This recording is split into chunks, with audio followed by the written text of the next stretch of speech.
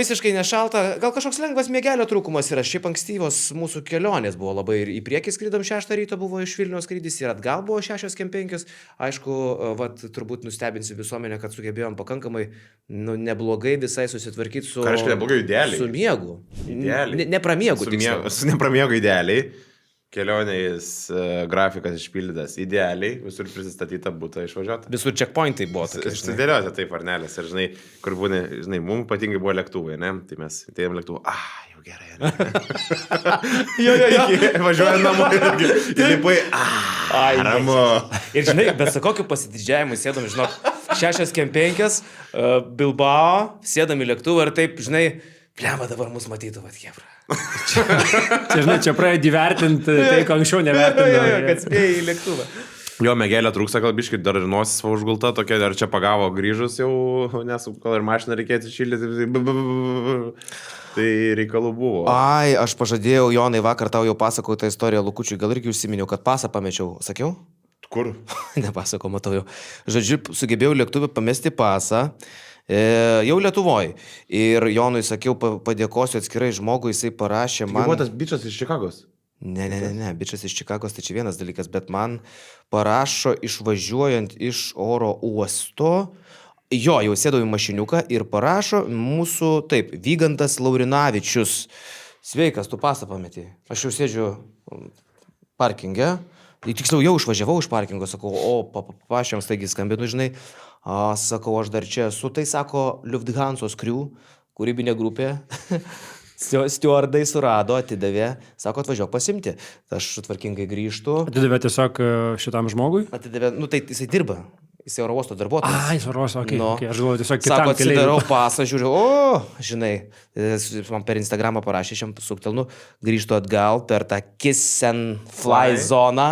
Stovi su kostiumukais dviese, paduoda, sako, viskas, ko norim, kad perduotumėt linkėjimus per podcastą. Tai vad, Vygandai, noriu pasakyti, kad Vilniaus oro uoste dirba pati geriausia kūrybinė grupė, komanda, ko nepasakysi apie Lufthansa stewardesses. Bet, matai... Esu pasibaisėjęs. Yra kaip yra. Lufthansa, žinai, yra sena įmonė, ten veikia Unijos labai... Aš skaičiau jūsų taisyklės, taip nėra. Okay. Dėl ko? Žiūrėkit, va dabar įveskit mane į kontekstą. Tai Vygandai, tu esi super, Vilniaus oro uostas super, labai jūs myliu, jis atskridi visiems bilietai, visam oro uostui. Bet dabar kitas dalykas. Rubrika pasibėdavokim. Taip. Jonai, mes turėjom registruotą bagažą. Neregistruotą rankinį. Rankinį, bet jisai yra registruotas. Mes už jį sumokėjom pinigus. Tai nėra ta kuprinytė, kurią tu atsineši tiesiog. Yeah. Ir aš paskui specialiai dar susiradau taisyklės. Tos dėžės virš kėdžių, jos buvo praktiškai visos užimtos striukiam, šitais paprastom kuprinėm ir nėra vietos pasidėti mano lagaminui, už kurį yra sumokėti pinigai už jo buvimą tenai. Ir aš sakau, tai stewardesiai, kiek aš žinau, prioritetas yra šitam reikalui, ar galite atlaisvinti čia, aš matau, čia, ne, dėkit po kėdę. Sakau, jūs tingi dirbti. You are lazy. Sakau, yra... Tu taip iškart į konfliktą, ne? Taip. Sakau, yra Lufthansos taisyklės, specialiai dar pasiskaičiau, yra prioritetas šitam, ir tai nėra mano išsigalvojimas. Tai aš tada jau paėmiau demonstratyviai, sukišau tą prie jos akių, nepatogiai, nori pasitvarkyti. Evaldas Matulaitis, ar rytui verta kitais metais susigražinti Veličką bent už kokius 450-500, duoti jam pagrindinę PG rolę ir statyti aplink visą komandą, kaip buvo Neptūne? Ar jūsų akise Velička dar nėra tokio lygio žaidėjas, aplink kurį Rytas turėtų statyti komandą ir geriau pirkti užsienietį? Čia gražiai atšokęs žmogus. Čia visų pirma apie pinigus gal? Aš tik pasakysiu, kad Ryto šio sezono biudžetas žaidėjams yra, man atrodo, 3,2 milijono. Tai tu realiai ką Evaldas įvardino, tai yra 1/6, vien Veličkai būtų. Aš pasakysiu, kad pusės lemo Rytas nemokėjo nuo Jacksono Romano laikų niekam turbūt, ne? Tai čia dar be mokesčių šitie pinigai, pagal tą turbūt skaičiavimą. Žinai, ir tokius pinigus jam kinai siūlo, ne? Panašiai.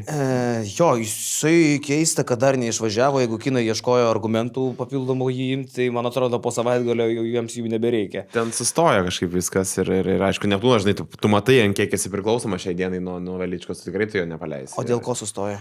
Nes nerado susitarimo ir Neptūno yra pozicija, kad nenori ją išleisti. Tai pala, tai sustojo dėl to, kad Neptūnas nenori paleisti. Tai dažnai tokia kaip ir kabantis klausimas yra, žinai.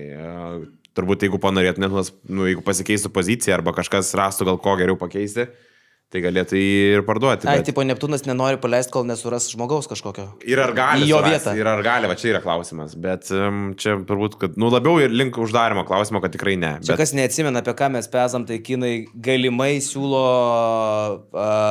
10 kart daugiau pinigų už likusią sezono dalį, ten už 4 mėnesius Veličkai, negu jis dabar uždirba. Neptūne tai skaičiuojama, kad jis per tą laiką gal ten kokius 400 galėtų pasimti per likusią sezono dalį 3-4 mėnesius. Tai manęs čia jau nebūtų nekvapo, jau lagaminai šiuo metu būtų Lufthansai sumesti vėl į viršų. Tai va, ir dabar va, tu sakai, kad... Jo, ten sustoja.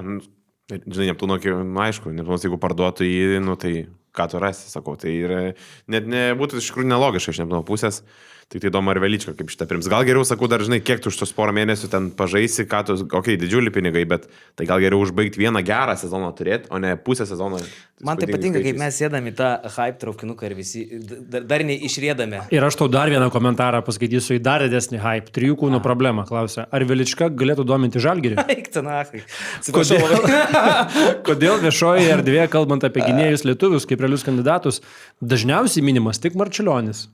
Nu, todėl, kad va čia ir yra tas atvejis, su kuriuo mes karts nuo karto susidurėm, nuo kokių 2006, kaip aš tave tik pamenu, Vaidotas Pečiukas užlošė Kėdainių Nevėžį, reikia iš karto imti Žalgirį, nedelsint. Tokių variantų yra buvę N. Taip, jisai sužaidė su rinktinė 1 rungtynės. Labai geras. Taip, jis turi labai gerą sezoną, bet yra tokių žaidėjų ir tokių rasi ne vieną pavyzdį, kur tiesiog yra mažos komandos, tam tikro lygio žaidėjas. Mažos komandos lyderis, kur jam yra atiduota viskas, jis yra ten alfa ir omega ir su tokiais antpečiais, su tokiom regalijomis ir varo su tokiu pasitikėjimu, kai tu turi tokią rolę. Net jau nekalbant apie Žalgirį, net Ryte jis neturėtų tokios rolės.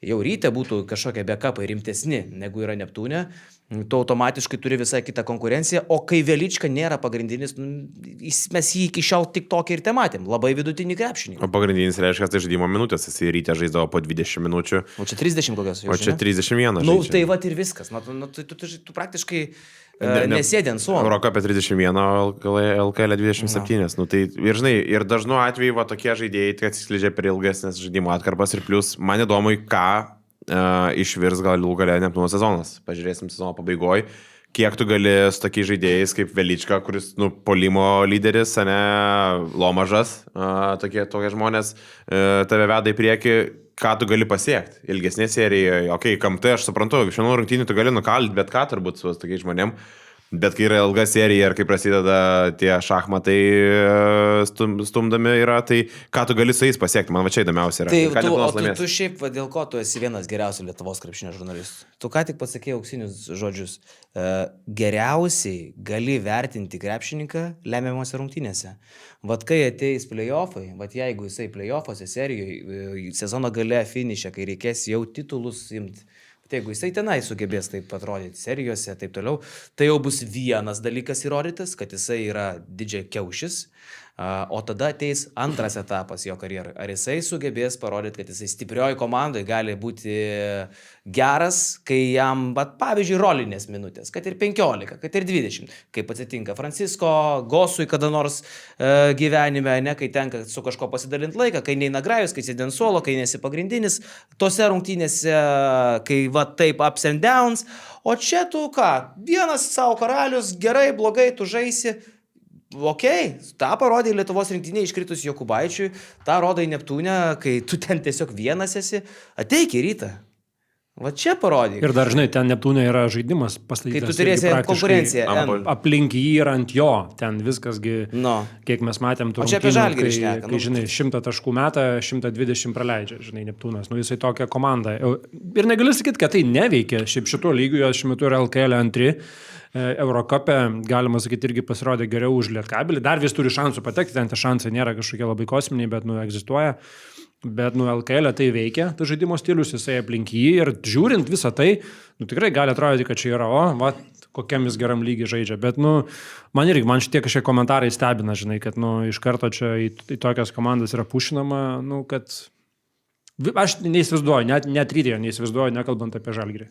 Nu, žinai, nes nori nesumenginti Veličkos, taip, Kem 7 naudos prieš Rytą, nu įspūdinga, bet žinom ir vėl Ryto situacija kokia, plus tie dabar rodikliai šitam LKL, nu aš nežinau, nu šitas LKL apie ką, nu iš vis toks, kur yra 3-4 komandos, o daugiau, nu tiesiog problematiškos ir ten statistikos daug kas turi geras šitam LKL. Tai... Rytis Kajauskas.